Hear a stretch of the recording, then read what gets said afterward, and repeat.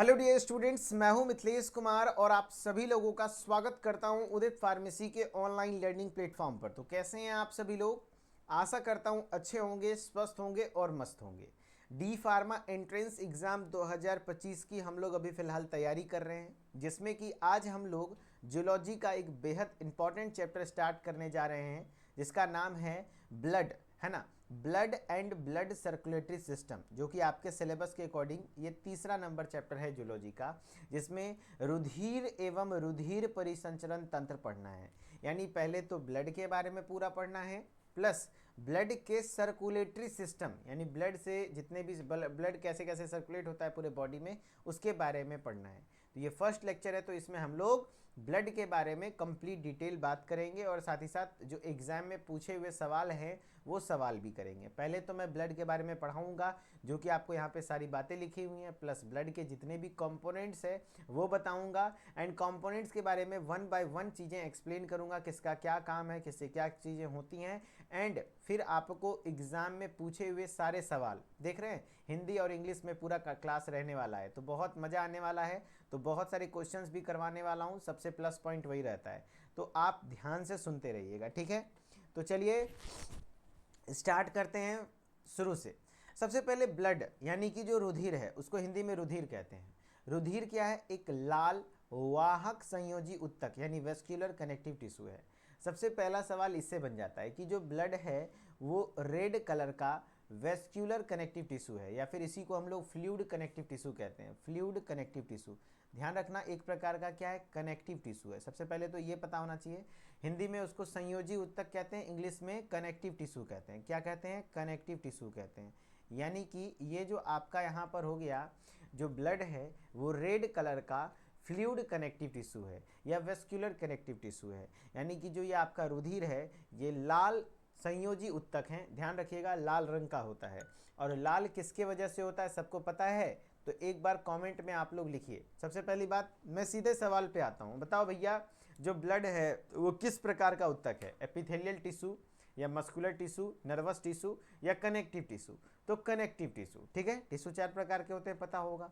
उसमें भी कौन सा टिश्यू? तो वेस्क्यूलर कनेक्टिव या फिर फ्लूइड कनेक्टिव उसी को कहते हैं। यानी हिंदी में बोले तो वाहक संयोजी उत्तक, है ना, वाहक संयोजी उत्तक है। और जो ब्लड है वो लाल होता है क्योंकि इसमें हीमोग्लोबिन नाम का पिगमेंट होता है। क्या होता है? हीमोग्लोबिन नाम का पिगमेंट होता है, जिसके वजह से रक्त का रंग लाल होता है। जी हाँ, जिसको आप लोग कमेंट में HB बता रहे हैं वो हीमोग्लोबिन है ना। हीमोग्लोबिन के कारण रक्त का रंग लाल होता है, ठीक है। चलो, अब मनुष्य के बारे में अगर बात करें तो ह्यूमन का, जो मनुष्य का रुधिर यानी कि ह्यूमन ब्लड है वो जल से 5 गुना अधिक चिपचिपा होता है।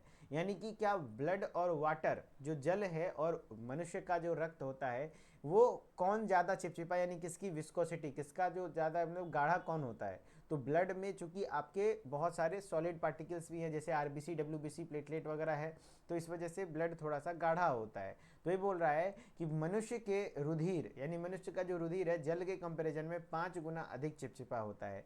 यानी human blood is 5 times more viscous than water. यानी जो वाटर के कंपैरिजन में ब्लड की विस्कोसिटी ज़्यादा होती है, ज़्यादा गाढ़ा और चिपचिपा होता है।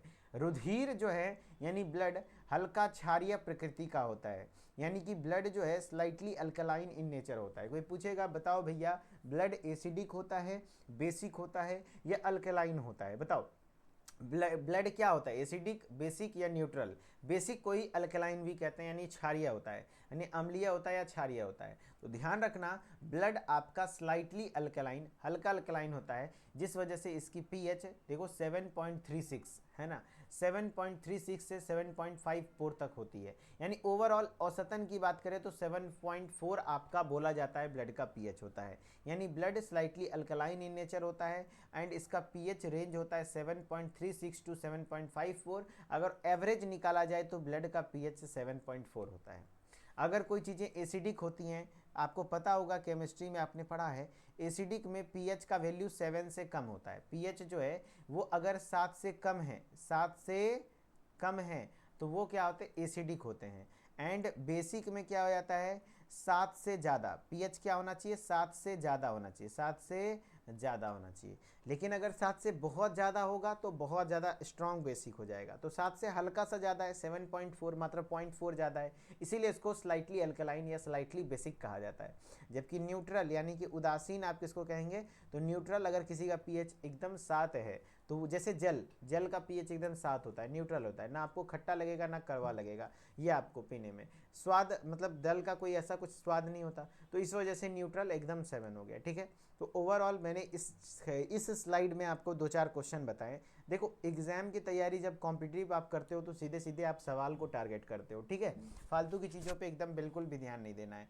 जैसे अगर ब्लड की बात करें तो लाल रंग होता है किसकी वजह से, हीमोग्लोबिन की वजह से, है ना, हीमोग्लोबिन की वजह से। सीधा सीधा जवाब देते चलिएगा। बताओ भैया ब्लड किस प्रकार का टिश्यू है, तो वेस्क्यूलर कनेक्टिव टिश्यू, जिसको हम लोग फ्लूइड कनेक्टिव टिश्यू भी कह देते हैं। जो ह्यूमन का ब्लड है वो विस्कस होता है, वाटर से ज़्यादा गाढ़ा होता है, चिपचिपा होता है, किसके कितना, तो 5 टाइम्स, 5 गुना। एंड जो ब्लड का पीएच है वो कितना होता है, तो एवरेज होता है पीएच 7.4, कितना होता है, 7.4 होता है। 7.4 हल्का सा 7 से ज़्यादा, इस वजह से स्लाइटली अल्कलाइन यानी कि हल्का क्षारीय प्रकृति का होता है, हल्का स्लाइटली अल्कलाइन होता है। ठीक है, स्लाइटली अल्कलाइन होता है, वही चीज़ें यहाँ पर आपको बताया जा रहा है जो कि आपके यहाँ पर लिखा गया है। ठीक है, ओके, चलो 7.4 आपने देख लिया। अब हम लोग बात करते हैं आगे की ओर, कंटिन्यू करते हैं। क्या बोलना चाह रहा है, देखो ध्यान से सुनना, देखो ध्यान से सुनना। कह रहा है रुधिर संपूर्ण शरीर का लगभग 6 से 10% बनाता है, यानी जो ब्लड है पूरे बॉडी का यानी संपूर्ण शरीर का लगभग 6 to 10% भाग होता है।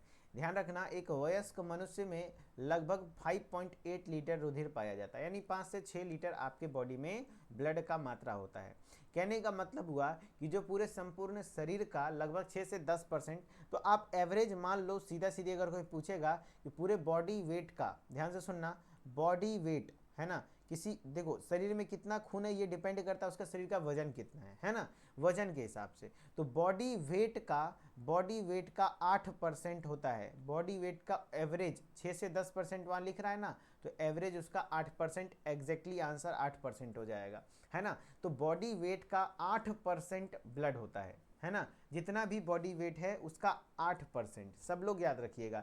जैसे अगर किसी का अगर जो 60 किलो बॉडी वेट है तो उसका 8% यानी 8/100 कर देंगे, तो जो आपका निकलेगा यहाँ पर देखो, 2 पंचे 10, 2 तिया 6, यानी 8 तिया 24 बटे, सॉरी 8 तिया 24/3 जो हो गया ना, ये आपका कहीं ना कहीं आपको बताता है नंबर कि कितना लीटर ब्लड उसके बॉडी में होगा। अगर आप एवरेज निकालें तो बॉडी वेट का 8%, कोई भी पूछे तो 6 से 10% आपको लिखा हुआ है किताब में, लेकिन मैं आपको एग्जैक्टली आंसर बता रहा हूँ जो एग्जाम में अक्सर लिया जाता है। तो 8%, कितना, 8% पूरे बॉडी वेट का होता है। और एवरेज अगर ब्लड बोल दे तो 5 से 6 लीटर, 5.8 लीटर ना बोल के आप 5 से 6 लीटर बोलिए, सबसे बेहतर रहेगा। 5 से 6 लीटर ब्लड आपके बॉडी में होता है। बाकी ऑप्शन के अकॉर्डिंग आप आंसर को हिट करेंगे। ठीक है, कह रहा है ऊंचे स्थानों पर रहने वाले लोगों में नीचे स्थानों पर रहने वाले लोगों की तुलना में अधिक रुधिर पाया जाता है। यह अतिरिक्त रुधिर शरीर की कोशिकाओं में अधिक ऑक्सीजन पहुंचाता है। यानी कि जो हाई हाइट पे, हाई हिल्स में रहते हैं, जैसे कश्मीर के ऊंची ऊंची चोटियों में या हिमाचल प्रदेश के बड़े पहाड़ों में, तो उनके बॉडी को ज़्यादा ऑक्सीजन की ज़रूरत है, क्योंकि उसमें वो ज़्यादा मेहनत, मतलब ज़्यादा चढ़ाई कर रहे हैं, तो उनके बॉडी में ब्लड का मात्रा भी ज़्यादा होता है। ब्लड ही ऑक्सीजन को ट्रांसपोर्ट करता है, पता है ना। तो वही बोल रहा है कि वैसे पीपल्स जो हाई एल्टीट्यूड में यानी ऊंचाइयों पर रहते हैं, खास करके पहाड़ों पर, तो उसमें ब्लड कंपैरेजनली जो नीचे रह रहे हैं उनके कंपैरिजन में ज़्यादा होता है, क्योंकि एक्स्ट्रा ब्लड रहेगा तो ज़्यादा ऑक्सीजन सप्लाई कर पाएगा बॉडी सेल्स तक। एंड एवरेज अगर जो ब्लड की बात करें एडल्ट ह्यूमन में, तो तकरीबन 5 to 6 लीटर यानी 5.8 लिखा है तो गलत नहीं है। ठीक है, ये सब क्वेश्चन आप ऑप्शन के अकॉर्डिंग हिट करेंगे। ठीक है, चलो अब हम लोग ब्लड के कंपोजिशन के बारे में बात कर लेते हैं। तो ये जो पूरा होल ब्लड है आप देख रहे हैं, ये जो प्रॉपर पूरा ब्लड आप देख रहे हैं, ये जो ब्लड है ना, ये जो ब्लड है ये एक प्रकार का क्या है, फ्लूइड कनेक्टिव टिश्यू है। क्या है, फ्लूइड कनेक्टिव टिश्यू है। आपको पता होगा कि फ्लूइड कनेक्टिव टिश्यू है जो ब्लड का, देखो वन लाइनर क्वेश्चन बनते हैं। ब्लड क्या है, एक प्रकार का फ्लूइड या कनेक्टिव टिश्यू यानी कि तरल संयोजी ऊतक है। गुड। ब्लड का पीएच कितना होता है, 7.4। नेचर कैसा है, स्लाइटली अल्कलाइन है, हल्का सा क्षारीय होता है। ब्लड पूरे बॉडी वेट का कितना होता है, 8% होता है। एवरेज बॉडी में ब्लड कितना होता है, 5 से 6 लीटर, जो कि अभी हम लोग पढ़ चुके हैं, उसी चीज़ को मैं बता रहा हूँ, रिपीट कर रहा हूँ, ठीक है। चलो अब हम लोग बात करते हैं ब्लड के कंपोजिशन की। तो ब्लड बना हुआ है किससे, तो मेनली दो चीज़ों से, एक तो है प्लाज्मा, एक तो है उसका पार्ट प्लाज्मा, और दूसरा पार्ट है उसका फॉर्म्ड एलिमेंट। क्या है, प्लाज्मा और फॉर्म्ड एलिमेंट। ब्लड का प्लाज्मा लगभग कितना परसेंट है, तो 55% जो है ना, 55% भाग जो है वो प्लाज्मा होता है, जबकि फॉर्म्ड एलिमेंट्स 45% होता है। फॉर्म्ड एलिमेंट्स में आपके तीन चीज़ें आ जाती हैं। एक तो आ जाता है सबसे पहले एरिथ्रोसाइट, जिसको आप लोग आरबीसी कहते हो, रेड ब्लड सेल, जिसको एरिथ्रोसाइट भी नाम दिया गया है। फिर एक आ जाता है डब्ल्यूबीसी, जिसको आप ल्यूकोसाइट्स भी कहते हैं। और एक आ जाता है थ्रोम्बोसाइट, जिसको आप प्लेटलेट कहते हो। थ्रोम्बोसाइट नाम है ना, थ्रोम्बोसाइट है ना, थ्रोम्बोसाइट जो आपको मैंने यहाँ लिख दिया, आरबीसी, डब्ल्यूबीसी एंड थ्रोम्बोसाइट, थोड़ा अच्छे से लिख देते हैं ना। मैंने क्या बोला बताओ भैया, कि जो ब्लड है उसमें प्लेटलेट है ना, प्लेटलेट भी होता है, फॉर्म्ड एलिमेंट्स का पार्ट है, ये सॉलिड वाला पार्ट होता है। यानी कि ये जो थ्रोम्बोसाइट आप देख रहे हो, थ्रोम्बोसाइट, ठीक है, थ्रोम्बोसाइट, तो एक्चुअली ब्लड का जो लिक्विड वाला पार्ट है, ब्लड का जो लिक्विड पार्ट है वो प्लाज्मा बनाता है, लिक्विड पार्ट प्लाज्मा बनाता है। एंड उसमें जो सॉलिड पार्ट है, सॉलिड पार्ट है, यानी कि जो ठोस मिले हुए हैं, वो ये फॉर्म्ड एलिमेंट्स हैं, जिसमें तीन चीज़ें आ जाती है, आरबीसी, डब्ल्यूबीसी और प्लेटलेट्स, ठीक है। वन बाय वन आपको समझना होगा कि प्लाज्मा, सीधे सीधे सवाल बताएगा कि बताओ भैया ब्लड का लिक्विड वाला पार्ट क्या कहलाता है, प्लाज्मा कहलाता है, और ब्लड का सॉलिड वाला पार्ट क्या कहलाता है, फॉर्म्ड एलिमेंट्स कहलाता है, जिसमें आरबीसी, डब्ल्यूबीसी और प्लेटलेट्स आते हैं।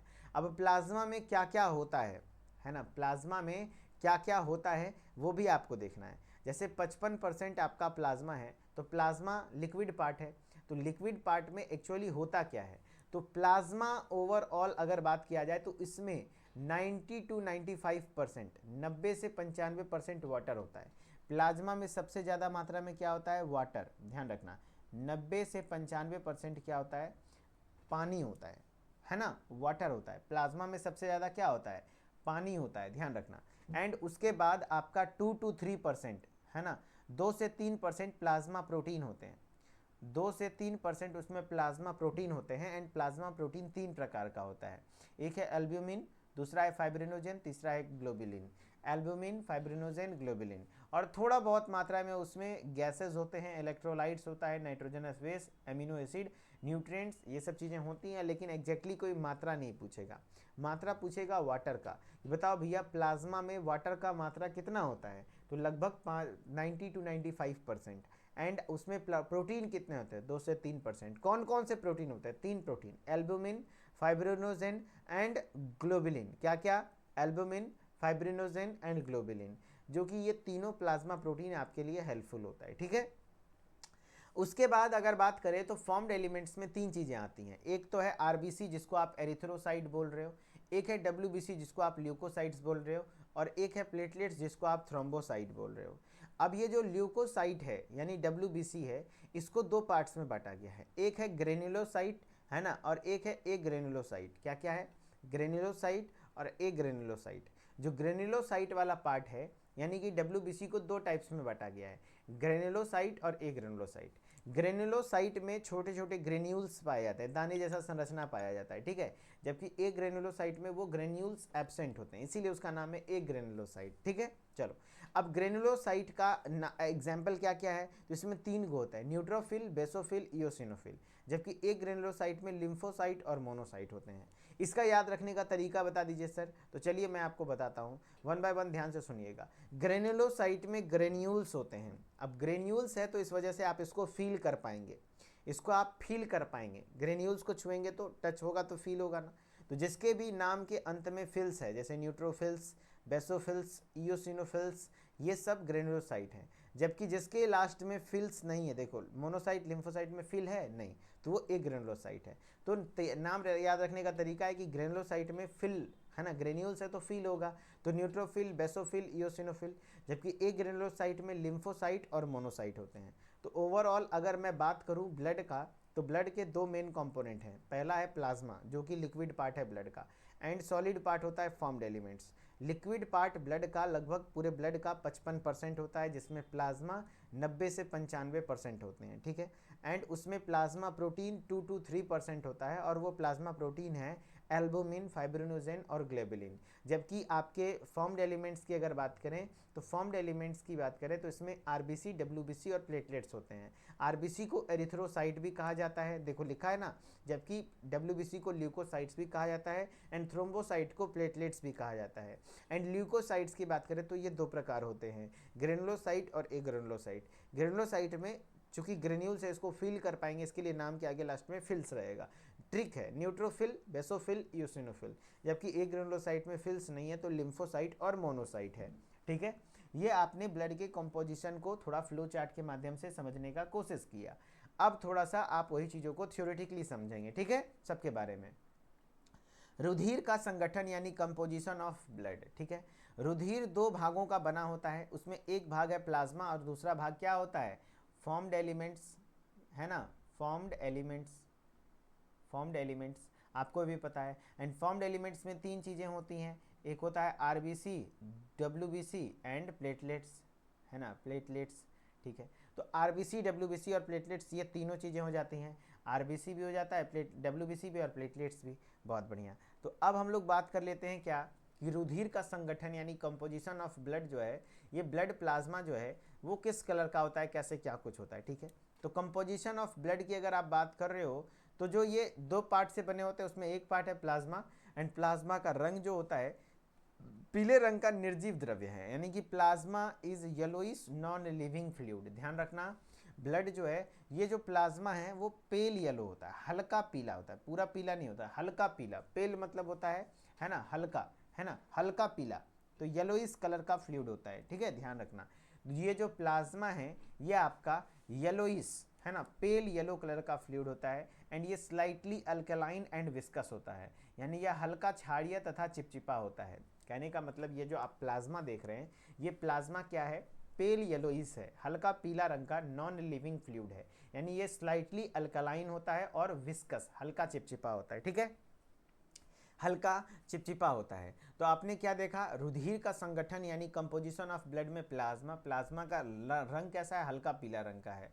एंड पूरे संपूर्ण रुधिर का, यह रुधिर के संपूर्ण आयतन का लगभग 55% भाग होता है। जाहिर सी बात है, हमने बताया कि पूरे ब्लड का लगभग कितना परसेंट पार्ट है प्लाज्मा, तो 55%, देखो हमने बताया ना 55% यहाँ पे लिख भी दिया है। तो वही ये पूरे ब्लड का वही लिख रहा है, यह रुधिर के संपूर्ण आयतन का लगभग 55% होता है, यानी it makes up about 55% of the total volume of blood. पूरे ब्लड का लगभग 55% भाग होता है। एंड प्लाज्मा में लगभग 90 से 92% वाटर, प्लाज्मा कंटेंस 90 to 92%, कोई बात नहीं, मैंने 90 से 95 बोला, गलत नहीं है, लेकिन हाँ 90 से 92 भी रहेगा तो सही रहता है, ठीक है। तो जल लगभग 90 से 92 होता है। एंड प्लाज्मा प्रोटीन, अकार्बनिक लवण, कुछ जो इनऑर्गेनिक साल्ट है वो 1 से 2% होते हैं। प्लाज्मा प्रोटीन के बारे में बोल रहा है 6 से 60%, ये थोड़ा सा मेरे ख्याल से थोड़ा अलग है, मेरे ख्याल से 2 to 3% होता है, या है ना 2 to 3% होता है प्लाज्मा प्रोटीन, 2 से 3% होता है।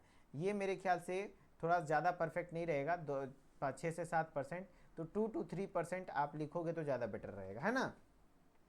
आपके प्लाज्मा प्रोटीन होते हैं और कुछ भी अलग अलग ऑर्गेनिक एसिड होते हैं। तो सबसे ज़्यादा इंपॉर्टेंट है क्या, आपके 90 से 92% वाटर होते हैं, एंड 2 to 3% आपके प्लाज्मा प्रोटीन होते हैं। एंड वो प्लाज्मा प्रोटीन कौन कौन से होते हैं वो आपको पता होना चाहिए, ठीक है। अब प्लाज्मा का कार्य क्या है, यानी फंक्शंस, यानी फंक्शन देखना है। सबसे पहले प्लाज्मा में उपस्थित जो रुधिर प्रोटीन है, यानी प्लाज्मा प्रोटीन जैसे कि फाइब्रिनोजेन है, ये देखो आपका प्लाज्मा प्रोटीन जो आपको दिख रहा है, एल्बुमिन, फाइब्रिनोजेन और ग्लोबुलिन, तो ये प्लाज्मा प्रोटीन में इसका काम क्या होता है। सबसे पहली बात तो आपको ये जो फाइब्रिनोजेन है उसके बारे में बोल रहा है, प्लाज्मा में उपस्थित रुधिर प्रोटीन एवं फाइब्रिनोजेन जख्म अथवा क्षति पहुंचने पर रुधिर का थक्का जमाने में सहायक होते हैं। यानी कि ये जो फाइब्रिनोजेन का फंक्शन है वो ब्लड क्लॉटिंग में हेल्पफुल होता है। किसके लिए होता है, ध्यान रखना, ब्लड क्लॉटिंग में।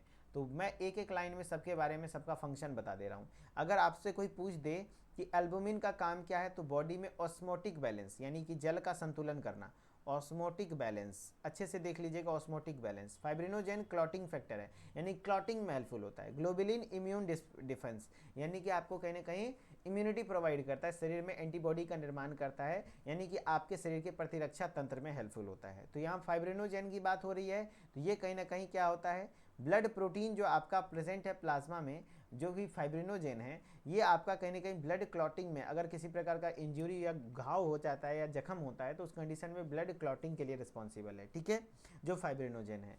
अब बात करते हैं, यह उत्तक द्रव्य यानी टिश्यू फ्लूइड का निर्माण करता है, उत्तक के आर्द्र रखता है तथा रुधिर कोशिकाओं के मध्य पदार्थों का आदान प्रदान में सहायक है। कहने का मतलब है कि जो ये जो प्लाज्मा है टिश्यू फ्लूइड का निर्माण करता है, टिश्यूज के बीच जो फ्लूइड्स आते हैं, जिससे कि टिश्यूज को मॉइस्ट यानी नमी युक्त रखता है, आर्द्र रखता है यानी कि वो उसको सूखा नहीं होने देता है। एंड अगर कोई सब्सटेंस का एक्सचेंज होना है तो यही प्लाज्मा के माध्यम से चीज़ें एक्सचेंज हो जाती हैं, ठीक है।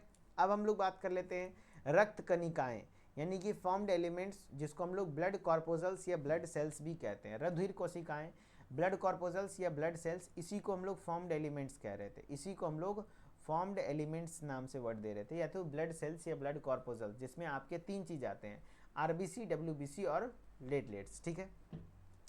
Very good. मैंने क्या बोला, मनुष्य में सामान्य हीमोक्रेटिक वैल्यू अथवा पैक्ड सेल वैल्यू 45% है, यानी कि कहीं ना कहीं आपका जो ये आपका जो ब्लड सेल या ब्लड फॉर्म्ड एलिमेंट्स का परसेंटेज होता है 45% होता है।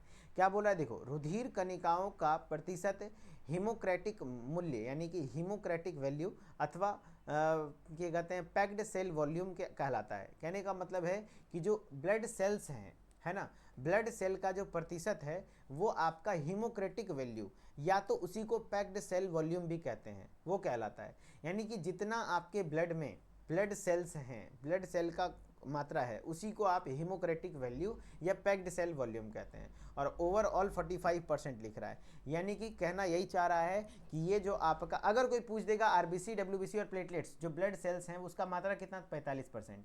एंड हीमोक्रेटिक वैल्यू क्या होता है, हिमेटोक्रिटिक वैल्यू क्या होता है, हिमेटोक्रिट वैल्यू क्या होता है, या तो पैक्ड सेल वॉल्यूम, तो ब्लड में जो ब्लड सेल्स हैं या ब्लड कॉर्पोजल्स हैं उसकी मात्रा को ही हिमेटोक्रिटिक वैल्यू कहते हैं। तो ओवरऑल ब्लड का हिमेटोक्रिटिक वैल्यू आपके 45% होता है, ठीक है, गुड।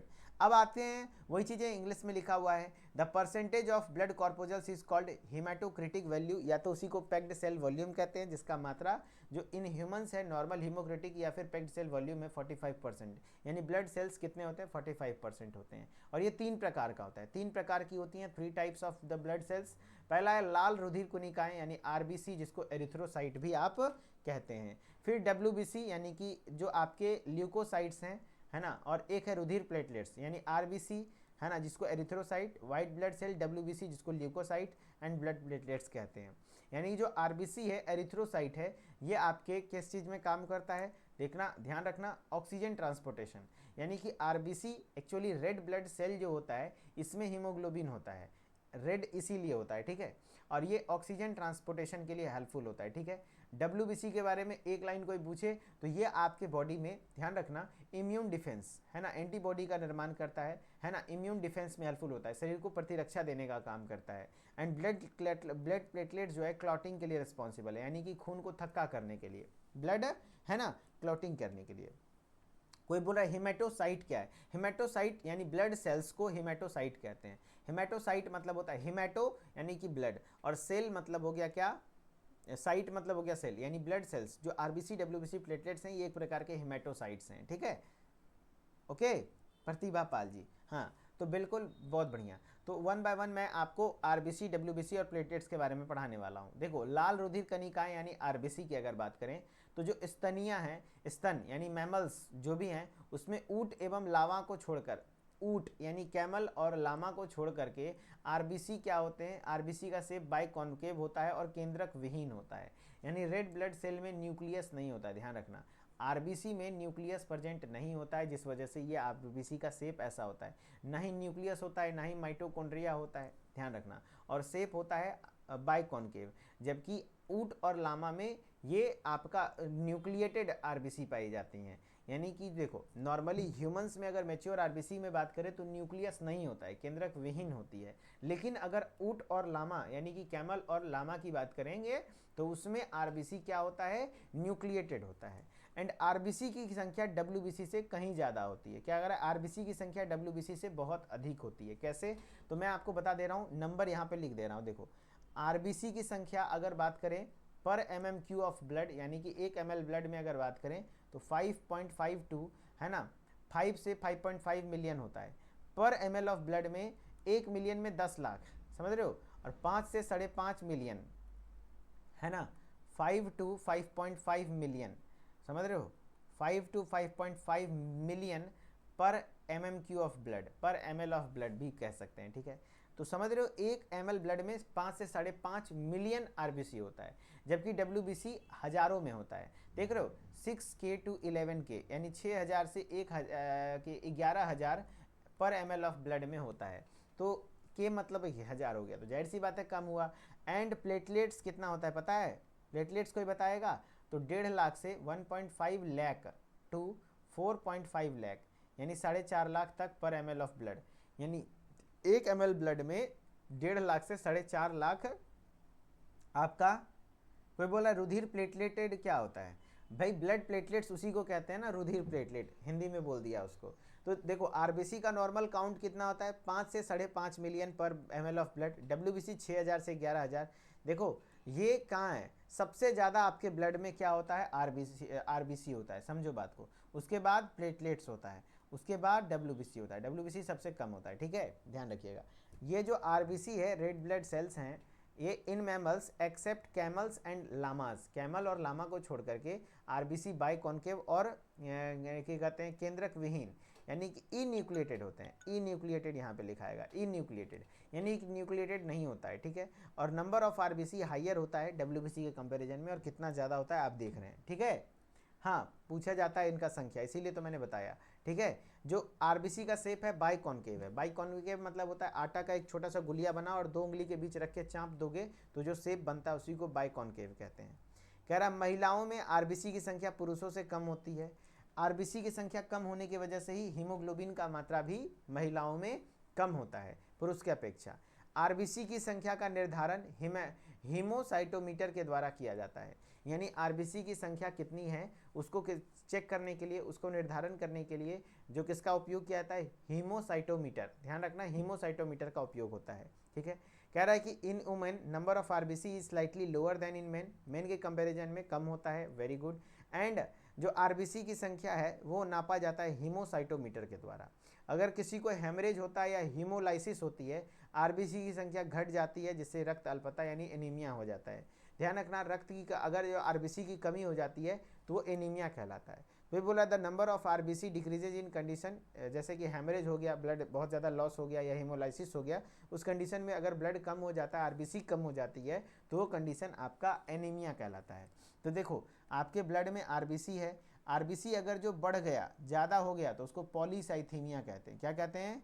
पॉलीसाइथीमिया कहते हैं। लेकिन अगर जो वो कम हो गया तो उसको एनीमिया कहते हैं, एनीमिया कहते हैं, ध्यान रखिएगा, उसको एनीमिया कहते हैं, ठीक है।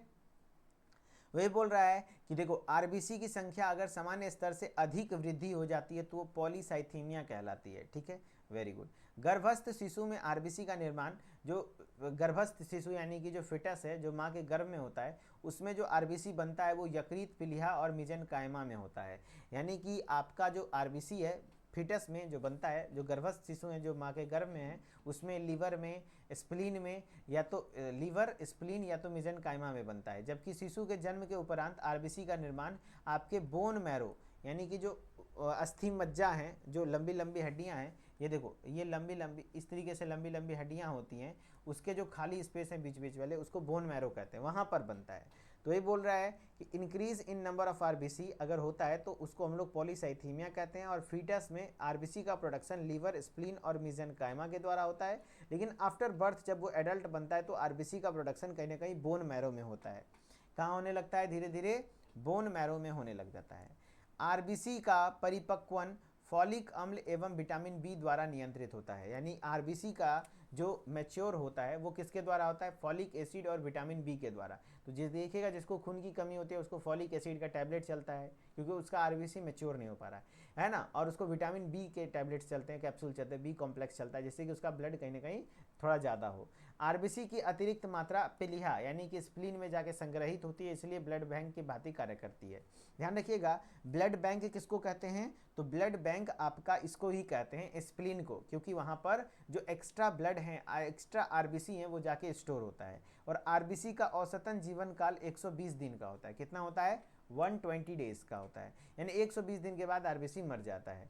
कह रहा है मैच्योरेशन ऑफ आरबीसी जो रेगुलेट होता है फॉलिक एसिड और विटामिन B12 के द्वारा होता है। एक्सेस आरबीसी जो स्टोर होते हैं स्प्लीन में, इसलिए इसको ब्लड बैंक भी कहते हैं। एंड लाइफ स्पान है आरबीसी का 120 दिन, कितना होता है, 120 डेज। एंड आरबीसी का एक बहुत मुख्य घटक है हीमोग्लोबिन, जिसके वजह से रेड ब्लड सेल जो है ना लाल भी होता है। तो रेड ब्लड सेल जो आप देख रहे हो उसमें हीमोग्लोबिन ही मेन कंपोनेंट है, जिस वजह से जो आपका रेड ब्लड सेल रेड है, और रेड ब्लड सेल की वजह से जो ब्लड है वो रेड है, ठीक है, जबकि डब्ल्यूबीसी रेड नहीं होता है, ध्यान रखना। तो हीमोग्लोबिन में हीम वाला पार्ट जो आयरन कंटेनिंग पिगमेंट है, और ग्लोबिन वाला पार्ट आपका प्रोटीन होता है। तो मैक्सिमम पार्ट लगभग हीमोग्लोबिन में 95% इसका आपका जो होता है वो आपके 95% पार्ट जो होता है ना वो आपका ग्लोबिन वाला पार्ट होता है, यानी प्रोटीनीसियस पार्ट होता है, हीम पार्ट कम होता है। यानी कि जो 95% होता है वो उसका ग्लोबिन पार्ट होता है, यानी कि प्रोटीनी वाला है, और उसमें 5% तकरीबन आपके आयरन वाले पार्ट होते हैं। तो कह रहा है हीम के कारण रुधिर का रंग लाल होता है। एक आरबीसी में लगभग 280 हीमोग्लोबिन अणु पाए जाते हैं, यानी कि एक आरबीसी मॉलिक्यूल में लगभग 280, है ना, 280 हीमोग्लोबिन मॉलिक्यूल पाए जाते हैं। वयस्क महिला में हीमोग्लोबिन तकरीबन 13.5 से 14.5, जबकि वयस्क पुरुष में 14.5 टू 15.5 होता है। यानी कि ओवरऑल इसका जो एवरेज होता है 12 से 16 ग्राम पर डेसीलीटर ऑफ ब्लड होता है, जिसमें महिला में हो जाता है 13.5 से 14.5 और पुरुष में 14.5 से 15.5 तक होता है। हीमोग्लोबिन की मात्रा जन्म के समय बच्चों में सबसे अधिक होती है, जो कि लगभग 23 ग्राम प्रति 100 ml ऑफ ब्लड होता है, यानी कि कहीं ना कहीं 23 ग्राम हो जाता है, बच्चों में थोड़ा ज़्यादा होता है, ठीक है, ठीक है। तो ही बोल रहा है हीमोग्लोबिन जो आप देख रहे हैं इसमें हीम वाला पार्ट जो आयरन कंटेनिंग पिगमेंट है, और ग्लोबिन वाला पार्ट जो कि आपका प्रोटीन है, रेड कलर होता है इसी की वजह से, ठीक है। और हर एक आरबीसी में तकरीबन 280 मिलियन ऑफ हीमोग्लोबिन मॉलिक्यूल होते हैं। एडल्ट ह्यूमन वोमेन में बात करें, महिलाओं में बात करें, तो हीमोग्लोबिन का लेवल 13.5 से 14.5 होता है, जबकि मेन में 14.5 से 15.5 होता है। बर्थ के टाइम पे हीमोग्लोबिन का लेवल सबसे ज़्यादा होता है, जो कि 23 ग्राम पर 100 ml ऑफ ब्लड होता है, ठीक है, वेरी गुड। अब कार्य अगर हीमोग्लोबिन का देख लीजिए, तो हीमोग्लोबिन पीएच को स्थिर करने में सहायक होता है। सबसे पहला बात, ये पीएच स्टेबिलिटी, यानी ब्लड का पीएच इधर उधर नहीं होने देगा, 7.4 है तो 7.4 ही रखेगा, यानी हल्का एसिडिक, हल्का अल्कलाइन बनाए रखता है। हीमोग्लोबिन ऊतकों से फेफड़ों तक कार्बन डाइऑक्साइड का परिवहन करता है। जी हाँ, हीमोग्लोबिन ट्रांसपोर्ट करता है कार्बन डाइऑक्साइड का टिश्यूज से लंग्स तक, यानी टिश्यूज से लंग्स तक ट्रांसपोर्ट होता है कार्बन डाइऑक्साइड। आपको पता होगा लगभग 20% कार्बन डाइऑक्साइड हीमोग्लोबिन से बाइंड करके कार्बा हीमोग्लोबिन के रूप में बाइंड करता है, लेकिन जो कार्बन डाइऑक्साइड का मेनली ट्रांसपोर्ट है बाइकार्बोनेट के फॉर्म में होता है, जो कि आपने रेस्पिरेटरी सिस्टम में पढ़ा था, HCO3 के फॉर्म में होता है। लेकिन हाँ, 20% तकरीबन कार्बन डाइऑक्साइड का भी ट्रांसपोर्ट करता है, लेकिन जो 98%, 90+ % जो होता है ना, 98% ऑक्सीजन का ट्रांसपोर्टेशन है वो हीमोग्लोबिन करता है। तो हीमोग्लोबिन ऑक्सीजन को फेफड़े से ऊतक तक परिवहन करते हैं, यानी कि जो आप ऑक्सीजन लिए तो फेफड़े में गया, तो फेफड़े से पूरे बॉडी तक पहुंचाने का काम ऑक्सीजन का वो हीमोग्लोबिन का होता है। यानी जो हीमोग्लोबिन है वो ऑक्सीजन का ट्रांसपोर्ट करता है लंग्स से पूरे बॉडी टिश्यूज तक, ठीक है। चलो, अब आपका सवाल है, जो सवाल करिए, है ना, फिर आपका क्लास खत्म हो जाएगा। ध्यान से सुनिएगा, कह रहा है इन व्हाट फॉर्म, है ना, आयरन फाउंड इन हीमोग्लोबिन, यानी हीमोग्लोबिन में लोह किस अवस्था में होता है। आयरन जो होता है, मैंने बताया आयरन होता है, तो आयरन किस अवस्था में होता है, तो ध्यान रखना वो आपके फेरस के फॉर्म में होता है, नॉट फेरिक, फेरस, ध्यान रखना, फेरिक और फेरस में बहुत कंफ्यूजन होता है, तो फेरस के फॉर्म में होता है, ठीक है, वेरी गुड।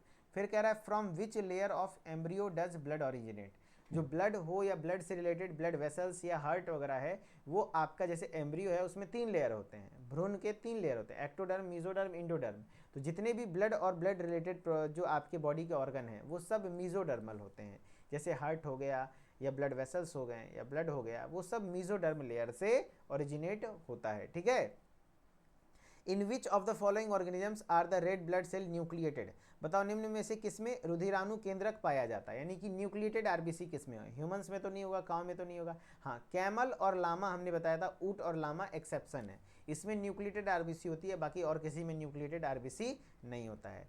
नेक्स्ट है विच of the following is absent in the erythrocyte of mammals, यानी स्तनधारियों के एरिथ्रोसाइट यानी आरबीसी में क्या अनुपस्थित होते हैं, तो न्यूक्लियस नहीं होता है, सही बात है, गोल्जी अपैरेटस ये भी नहीं होता है, सेंट्रियोल भी नहीं होता है, तो ऑल ऑफ दीज ये तीनों में से कुछ भी नहीं होता है ना, नहीं नहीं न्यूक्लियस भी नहीं होता है, गोल्जी अपैरेटस भी नहीं होता है, सेंट्रियोल भी नहीं होता है ना, तो ध्यान रखना ये सभी हो जाएगा आंसर, ठीक है। विच of the following is absent in the erythrocyte of mammals, तो ना ही गोल्जी अपैरेटस होता है, ना ही न्यूक्लियस होता है, ये सब कुछ नहीं होता है ना, तो आंसर हो जाएगा डी।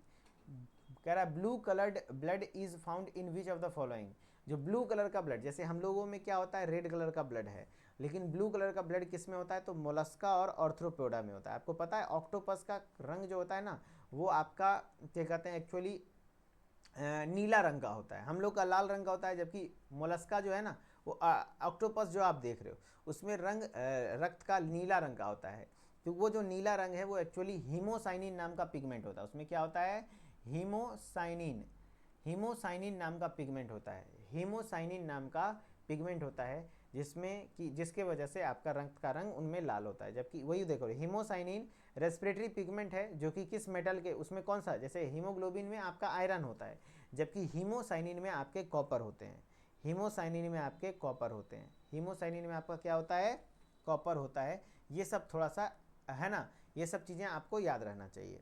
कह रहा है क्या abnormal increase in the number of RBC red blood cell blood is called, यानी रुधिर में लाल रुधिर कणिकाओं की संख्या अगर असाधारण वृद्धि हो जाती है तो वो क्या कहलाता है, यानी कि अगर जो एबनॉर्मल इंक्रीज हो जाए नंबर ऑफ आरबीसी यानी रेड ब्लड सेल का मात्रा एबनॉर्मली बहुत ज़्यादा बढ़ जाए तो ब्लड में वो क्या कहलाएगा कंडीशन, तो वो कंडीशन आपका पॉलीसाइथीमिया कहलाता है, क्या कहलाता है पॉलीसाइथीमिया कहलाता है ना, वो कंडीशन आपका पॉलीसाइथीमिया कहलाता है, बहुत बढ़िया।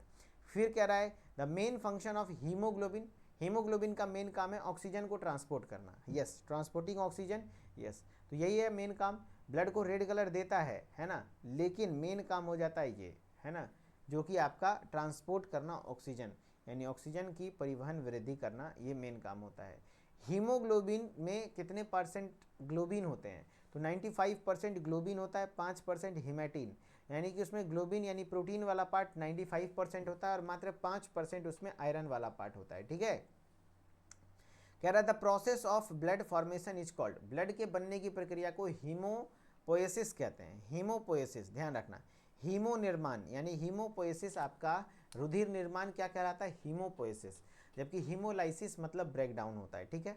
चलो तो थैंक यू सो मच, आज का क्लास यहीं तक था, आई होप कि आपको सारी चीज़ें क्लियर हुई होंगी और आप अच्छे से समझे होंगे, और जो भी डाउट हो तो आप कमेंट में बता सकते हैं है ना, बाकी मिलते हैं नेक्स्ट लेक्चर में, तब तक के लिए धन्यवाद, ओके बाय बाय।